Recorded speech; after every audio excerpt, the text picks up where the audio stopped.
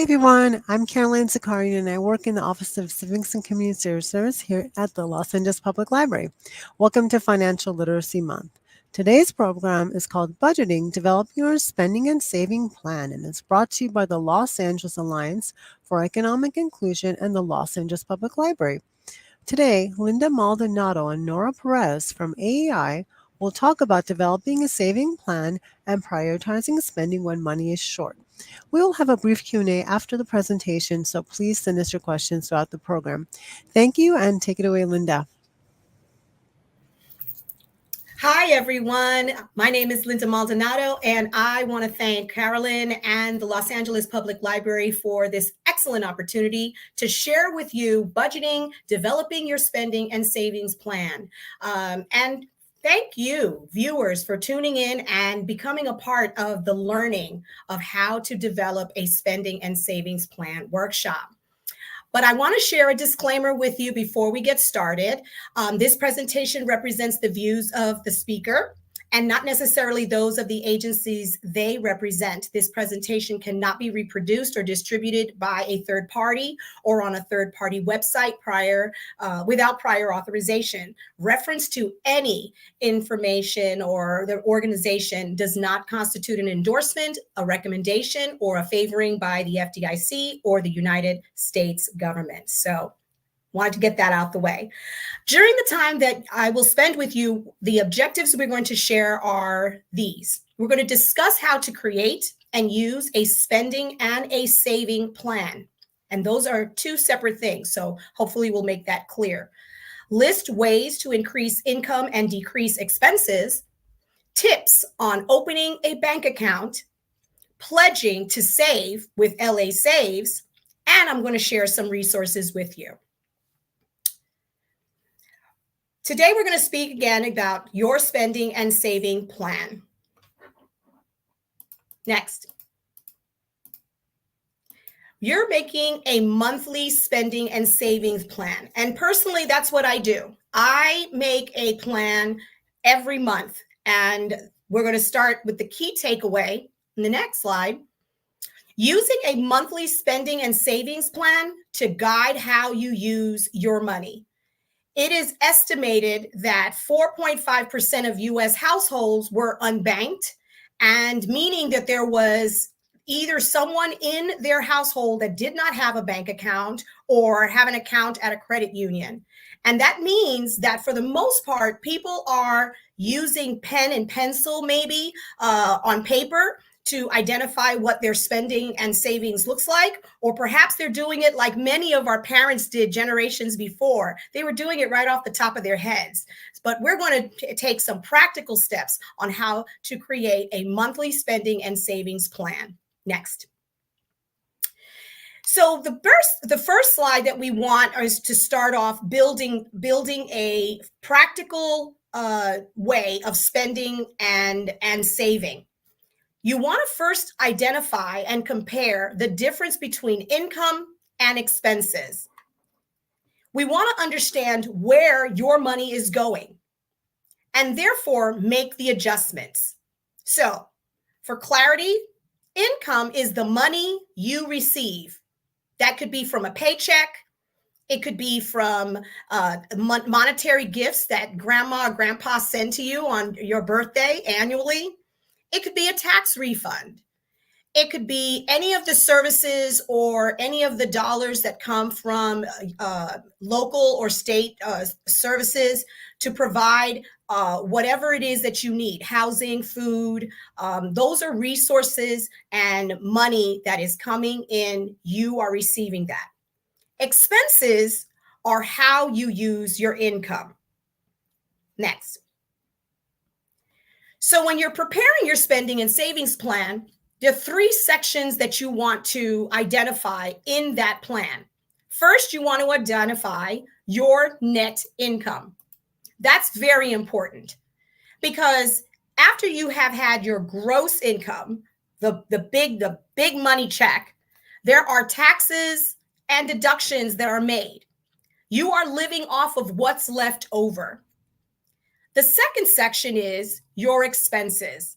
Now, that's pretty critical because you are identifying clearly to yourself and to your household how is your money being spent month to month. And then, thirdly, you want to make a healthy comparison of those numbers. So let's go to the next slide. This is pretty much exactly the type of sheet that I write for myself on the top of every month. Across the top, I'm identifying what am I receiving and what am I spending. And I usually make an account of what I've spent in the past. So that gives me some kind of idea of what to budget myself for, or perhaps give me an idea of where I can save a little more in a particular area.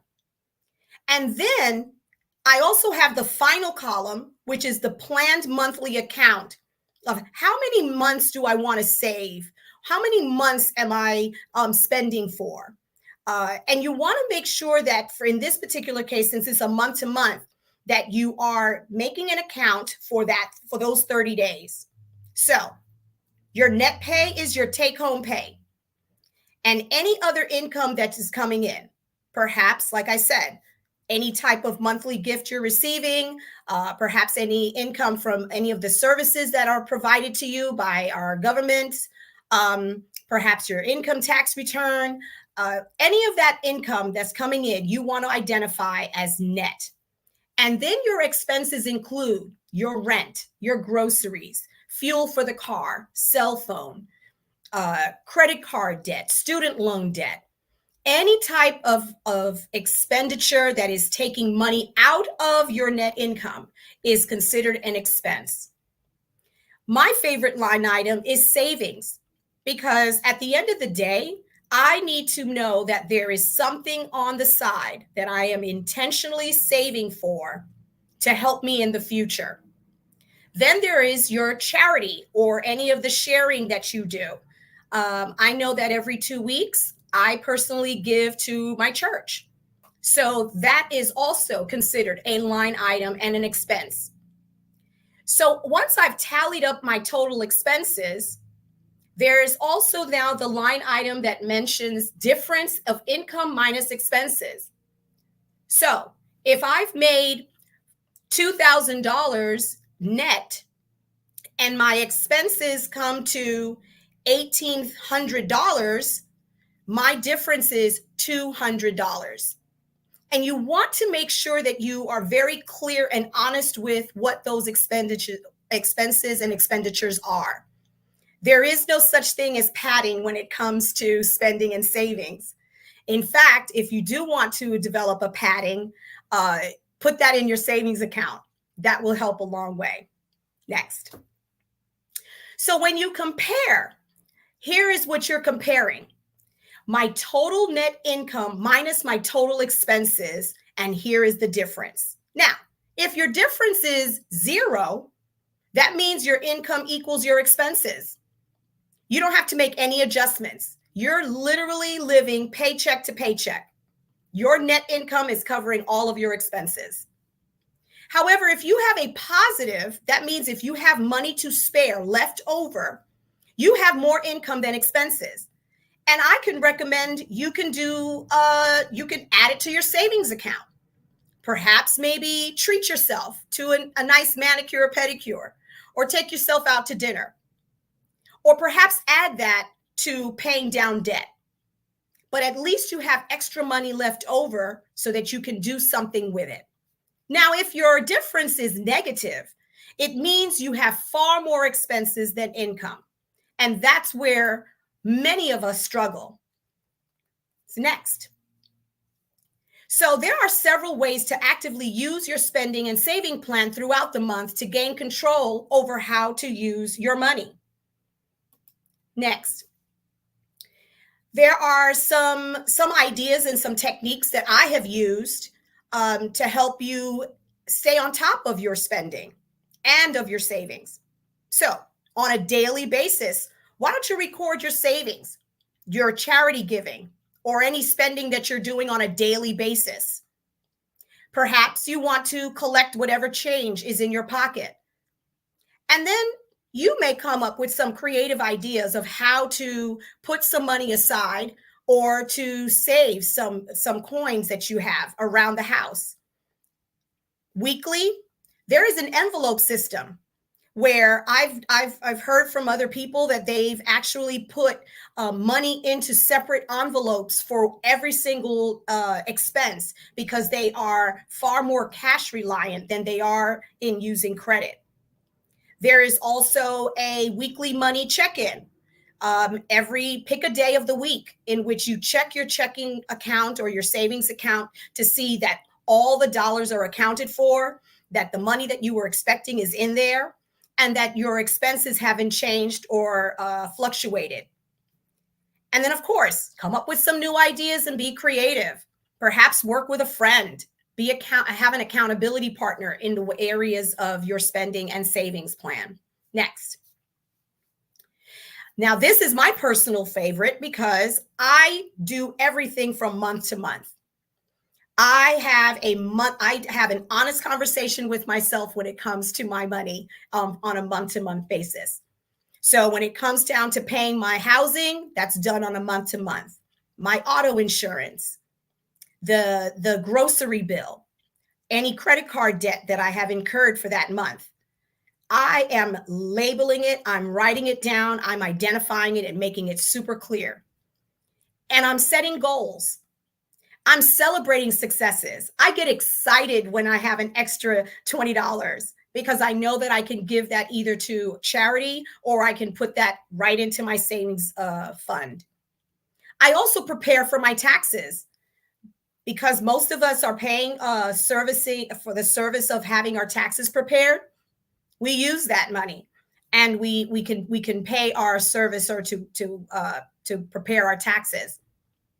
But then you can also use that money to give to a friend or to loan them or buy a gift. Again, come up with your own ideas of how to keep track of your money. Next. Now, one of the things that we always are asking ourselves is, how can I increase more income? How can I develop other streams of income? How can I create some activities or perhaps do things that could possibly help me bring more income into my house to cover the expenses, to save, and to possibly give and share? Well, there are a couple of ideas. A one-time option, sell something. I know that there are a lot of online platforms that allow you to sell handbags or shoes or clothing that you simply are not using that someone could possibly use, and you could sell it. And you can sell it usually at the value of the product. That could perhaps bring dollars into your home. And occasionally, you can perhaps have a biannual, twice-a-year garage sale. I know that I need one.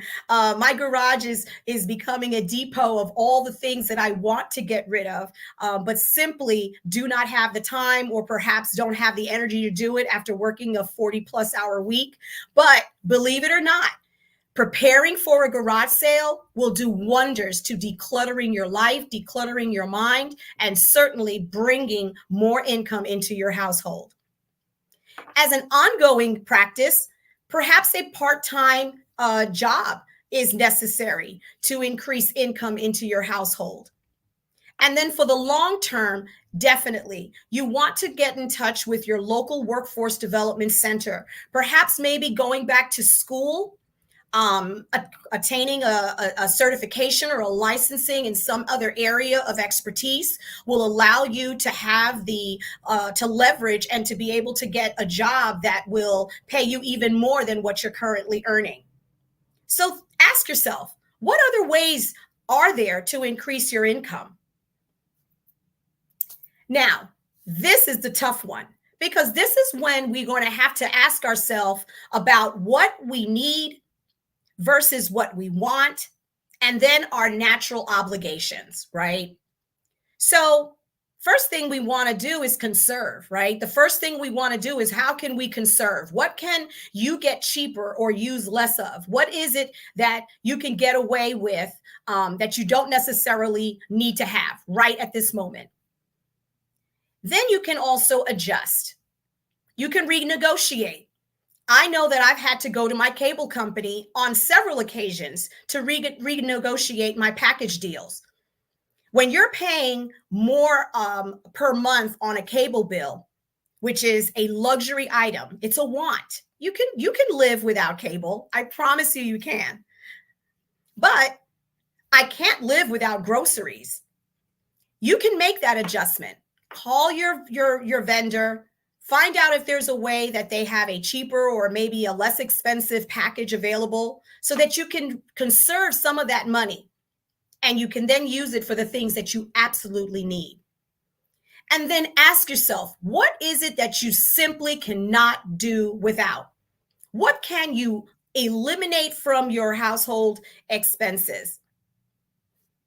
We do know that housing is key. We know that transportation is key. We know that groceries are key. And those are pretty much the biggest ticket items in our expense and spending plan. But what other things can we get away with? What can we eliminate? Next. So again, using a monthly spending and savings plan is always helpful to guiding you on how to use your money. So here's the problem, right? You have more month than money. Money is short. Next, let's talk about prioritizing which bills to pay first when your money is short. When does it happen? I promise you there is not a person on the planet who hasn't experienced this. It does happen. Even with careful planning, money can run short. So what do? You can increase income, decrease expenses. But here's where it gets real tricky because we get embarrassed, right? Now we have to face the shame of having to contact our creditors, right? Reach out for help and prioritize what to pay first. I promise you, like I said, no one on the planet has not gotten away from doing that. They've had to contact their creditors. They have to let them know that, hey, they need some extra time, perhaps an extension to pay a bill, perhaps to renegotiate a plan or existing plan. You got to pay your bills. Reach out for help. I know that there have been times that I've reached out to family, sometimes friends, and I have to be very, very honest with them that I need maybe an additional $100 or $200 to carry me over to the next month. But here's the point. At some point, I'm going to have to pay it back. So there's still a level of discipline that I need to include in my budgeting and my spending that will allow me to stay on top of my bills, pay my expenses, and still be able to repay the loan that I have taken out. But it all begins with prioritizing what's to pay first. Next. So I've got to make a choice when it comes to prioritizing about what bills to pay in full, pay partially, or pay late. And that means paying attention to all the consequences that come to paying a bill partially or paying late. Because again, those consequences can include preventing you from earning additional income. It may jeopardize your housing. It impacts your health and ability to live independently. And it could result in loss of your assets. So, for example, when you decline from reaching out to a creditor about a utility bill, sure, they may give you an extension if you ask for it, but if you do not, over time, they will cut off the services in your home. And then when you are in a place to I got a brain fart, turn on the utilities again, you're going to have to then pay the additional fines and fees and perhaps even pay an additional deposit to secure that the ability for you to turn those utilities back on. You do not want to do that. It puts you at risk and it's taking far more money out of your pocket than is necessary. And of course, when you're stressing out about money, this really impacts your mental, emotional, and spiritual health. Physically, people get sick and have migraine headaches and stress over their inability to pay a debt. And of course, you do not want dollars to be extracted from your paycheck without your knowing. So please be mindful of how you prioritize what's important to pay first, pay partially, or pay late. Next. So first, you want to find ways to increase the income and reduce expenses. You want to contact your creditors and reach out for help. Make sure that you are clear about what expenses are necessities, the things that you need that you cannot live without. And then identify those wants, those bills that you can get away with not having. While you may need a telephone, a cell phone, you may not need to have the all-inclusive package that perhaps gets bills to, your monthly bill to maybe $150, $200. Unlimited calls may not be necessary. But if you call your servicer and ask for a very basic package, you can perhaps cut the cost by half. Be mindful of those things. So that's the first step is to prioritizing your expenses. Find ways to increase income, reduce the expenses, and you can only do that by contacting your creditors. Next. The second step, if you still can't pay all your bills in full or when they are due, now you've got to start prioritizing. Make an effort. Make the discipline of writing down every single one of your bills. List them all down. Write down what happens if you don't pay. If you don't pay your cell phone bill within the first 30 days, what's going to happen? You will incur a $35 late fee, perhaps. You will incur a potential cutoff fee. You will incur all of the other late costs that come to it.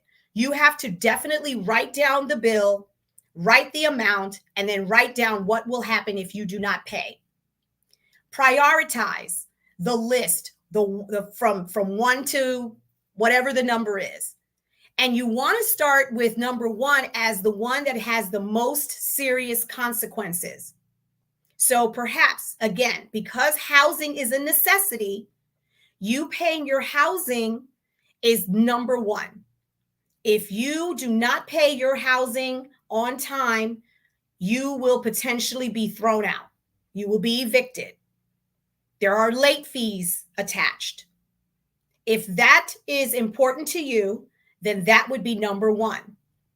Then number 2 is the second most serious, and so on and so on. But always keep in mind that no matter what the bill, no matter what the expense, it is your responsibility.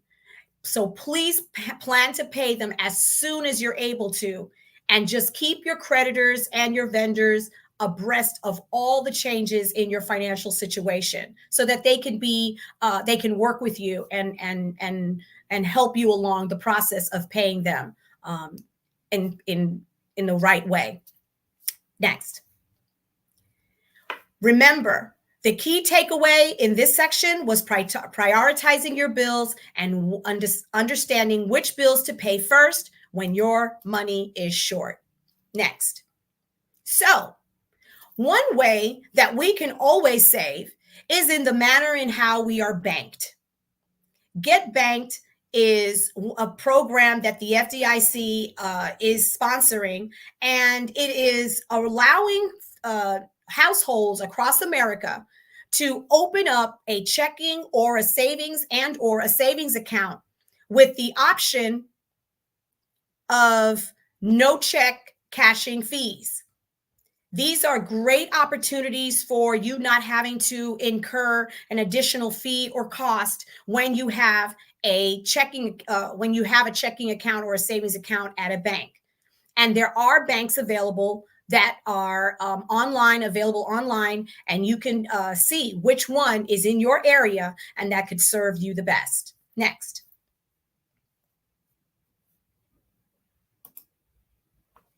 So, do you need to open a bank account? Absolutely. Opening a bank account can be one of the most important steps you take toward reaching your financial goals. Why?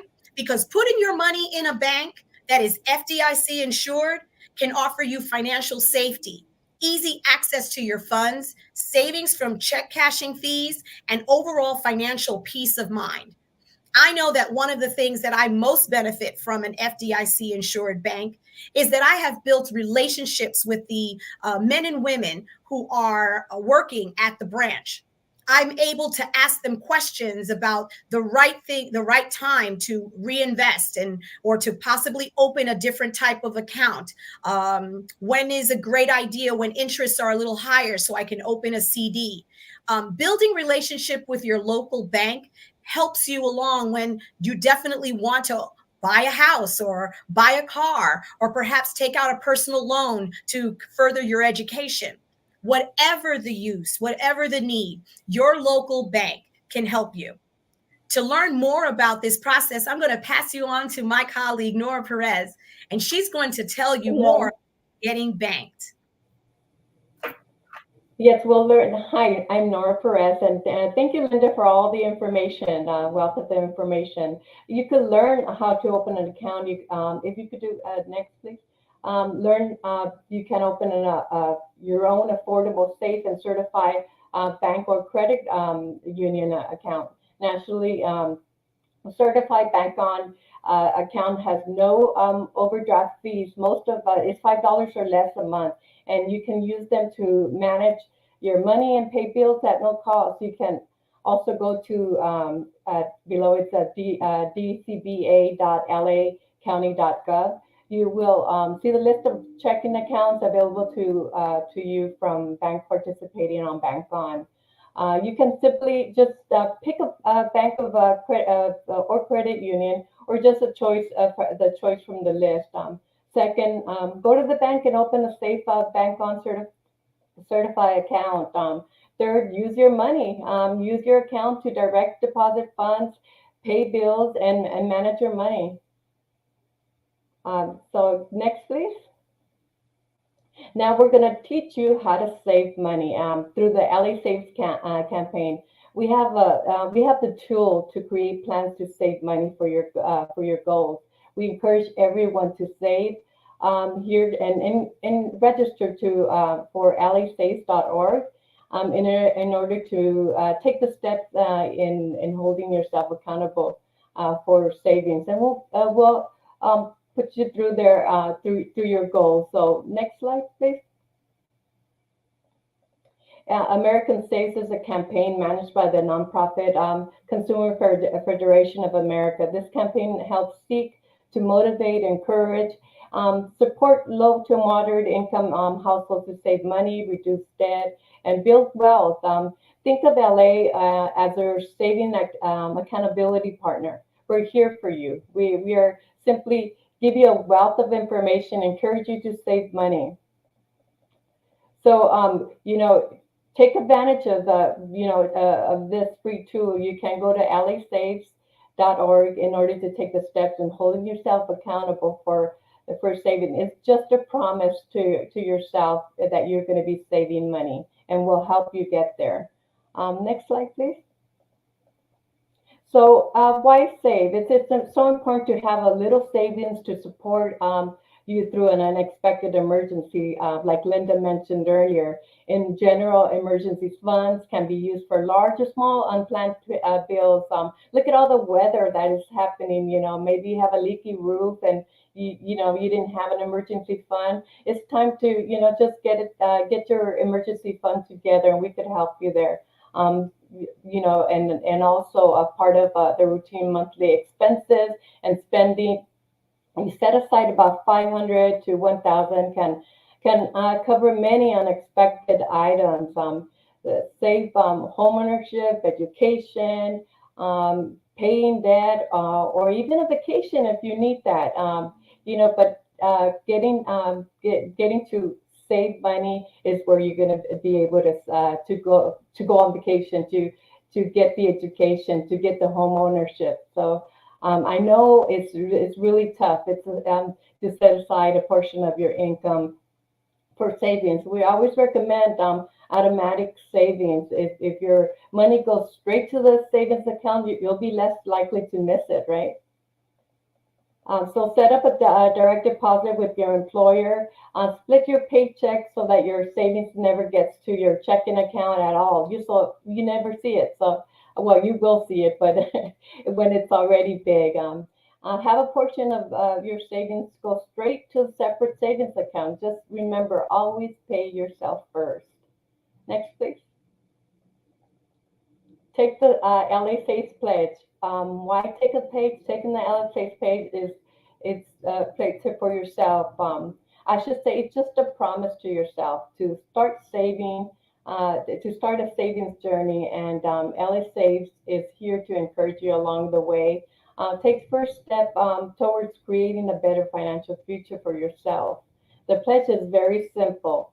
During the pledge, you will establish personal goals, make a plan and complete a pledge. You will then get periodic reminders, resources, newsletters, and tips to keep you on track towards your savings goal.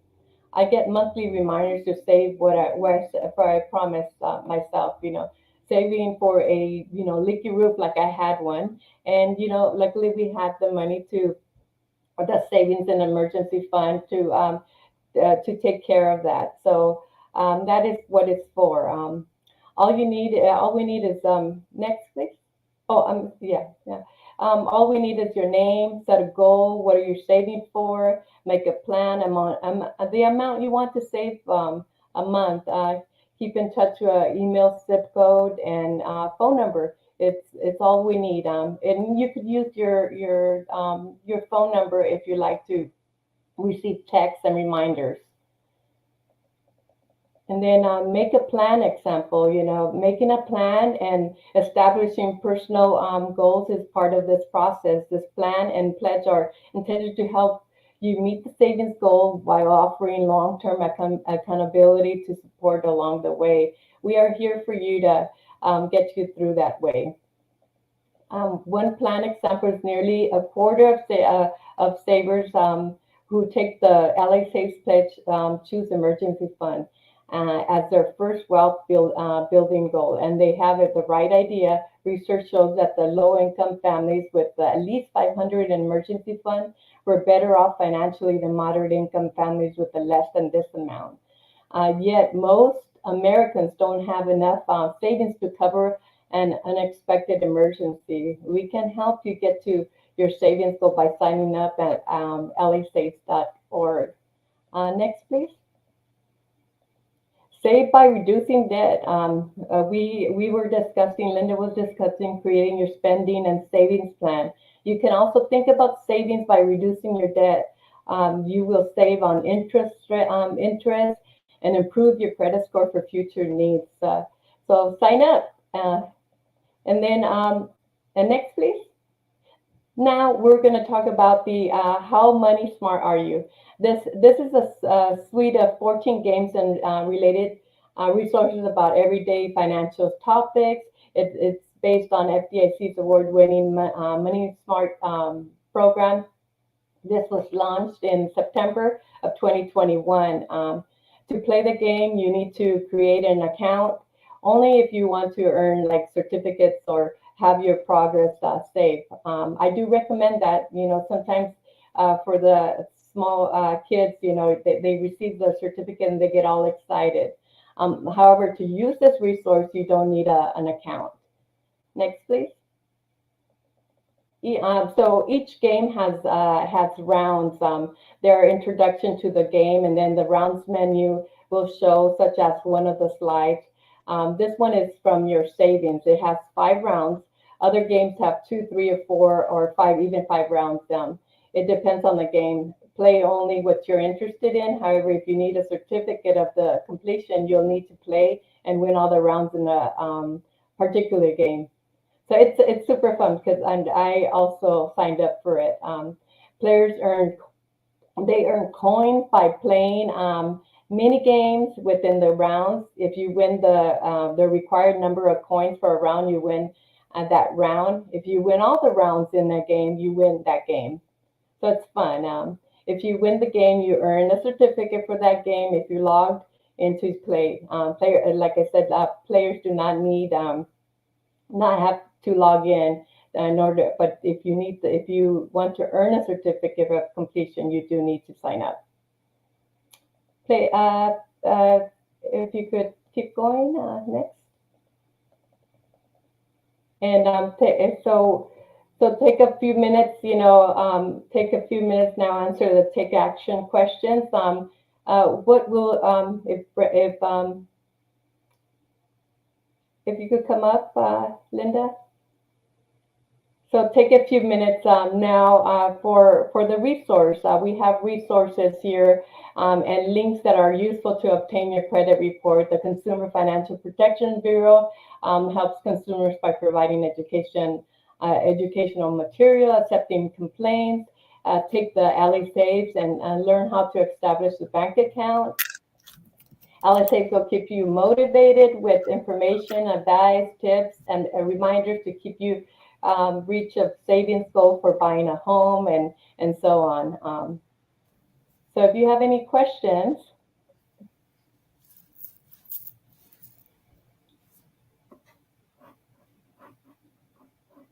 I'm muted. I'm back. Okay, so great presentation, Linda and Nora.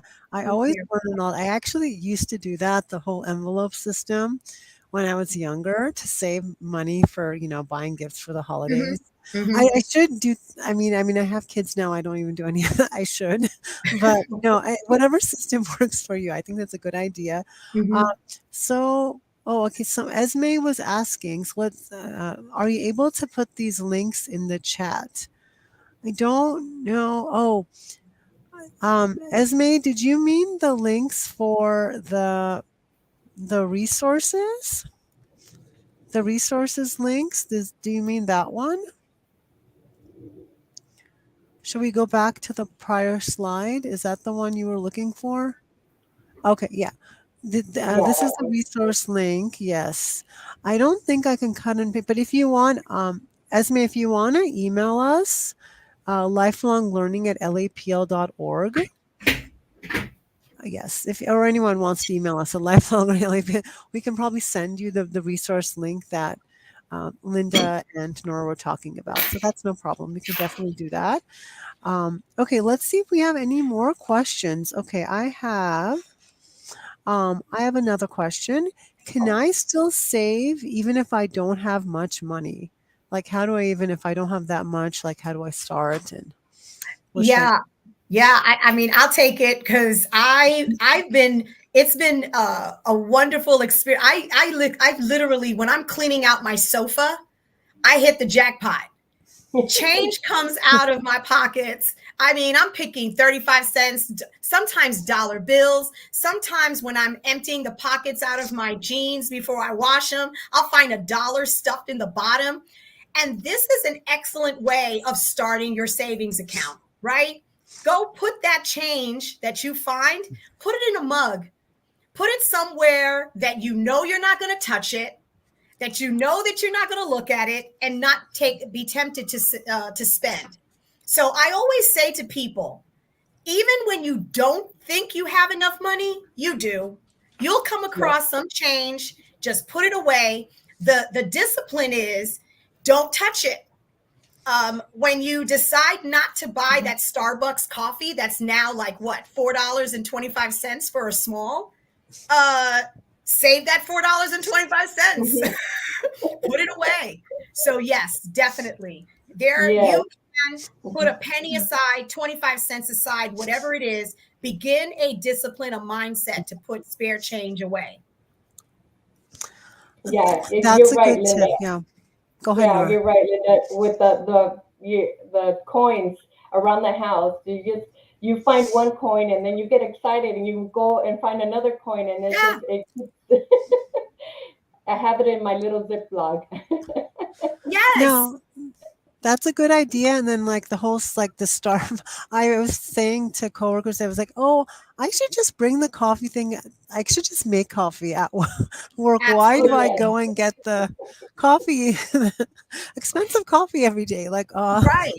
it's And I those mean, little things yeah. that you can do to help. Yeah. Absolutely. And I think that for many of us, particularly if we have the extra dollars in our pocket, or so we think, oh, what's going to hurt $5 for a cup of coffee at Starbucks or Coffee Bean or whatever the place is, whatever your delicacy is, right?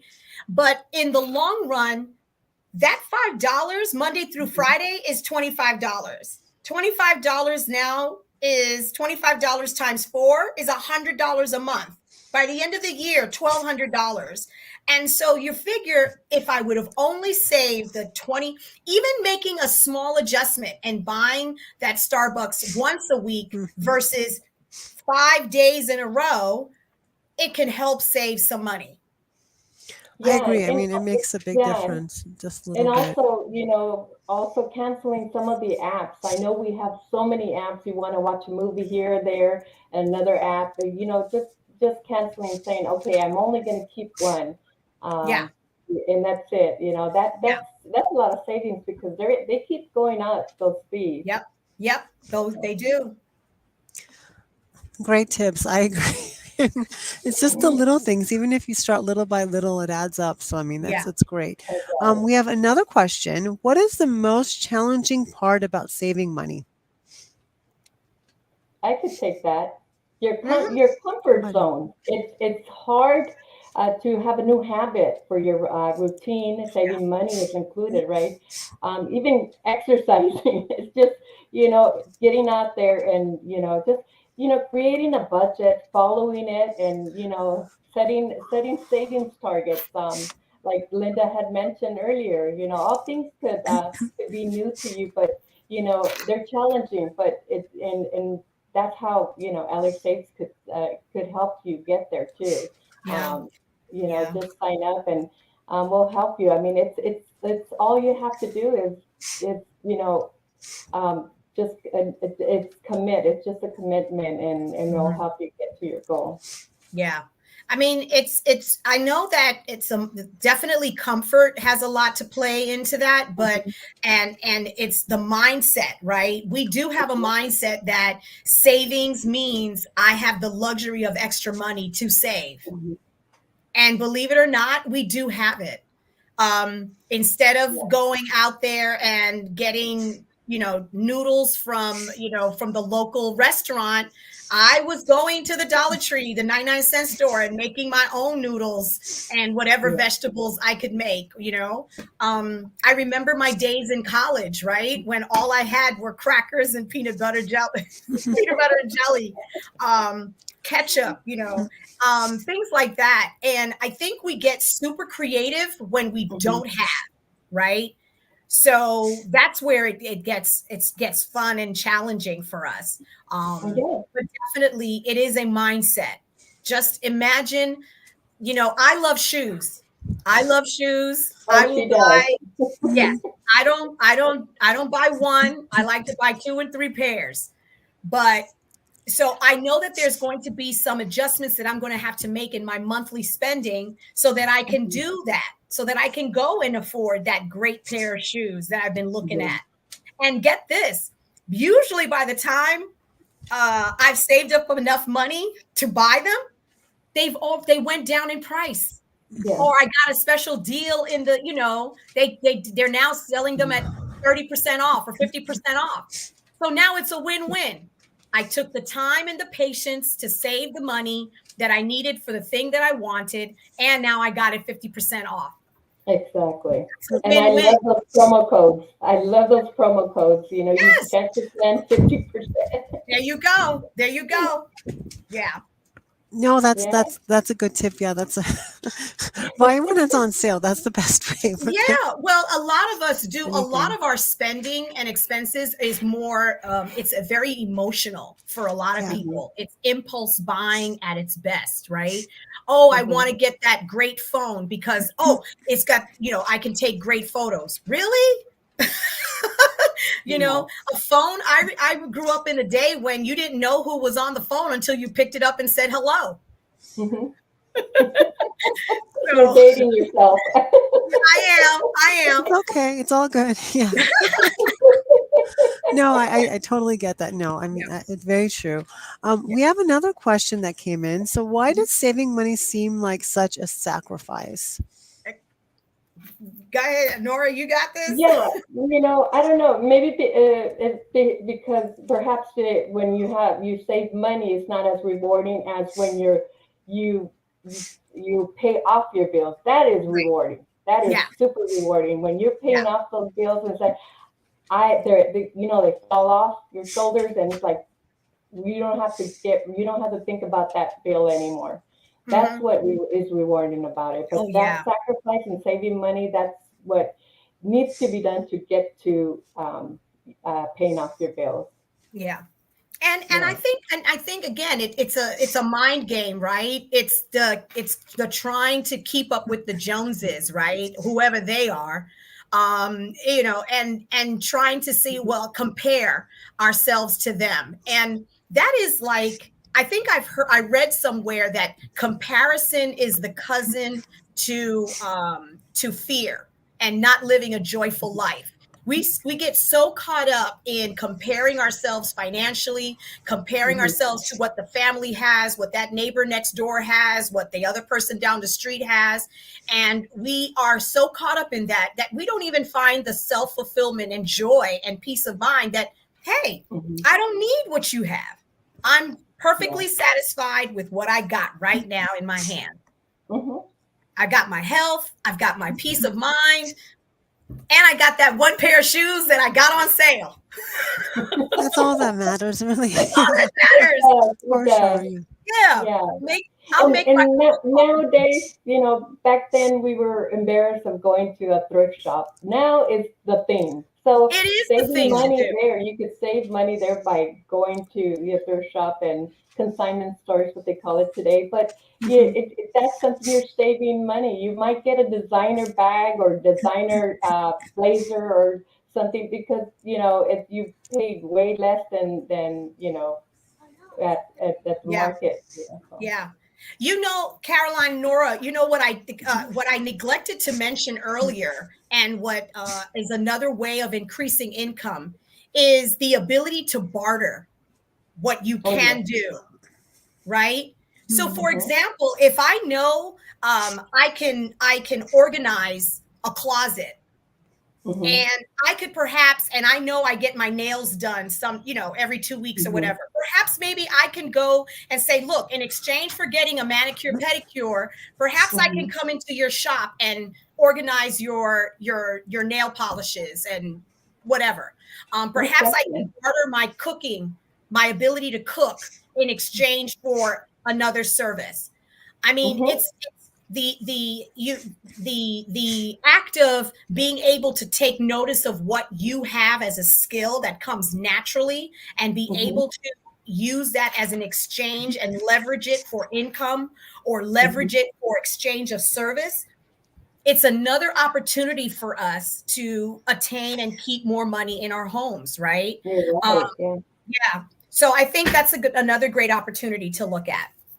Mm-hmm. No, good. I didn't even think about that. Yeah, it's good to. I have one more thing I just thought of, but like you mentioned the emergency fund at the very end, Mm-hmm. Nora. Like, do you go how many months? Is it like 3 to 6 months? Like, how much? What's like average? So we're Like, three should to people six months. have? Yeah, 3 to 6 months. We Okay. ask them, and it's in for there has to be whatever your so whatever your expenses, your monthly expenses are, is what you should be saving. So 3 times of that. So at least Right. okay for the Yeah. Mm-hmm. emergency fund. Okay, perfect. Yeah. So let me see if any other questions came in. I think that's all. So thank you guys for a great presentation. If anyone missed any part of the presentation, it will be available on LAPL's YouTube channel. The URL is youtube.com/Los Angeles Library. It'll be on there shortly. And then we also have a streaming series coming up starting next month with the Housing Economic Rights Advocates called HERA.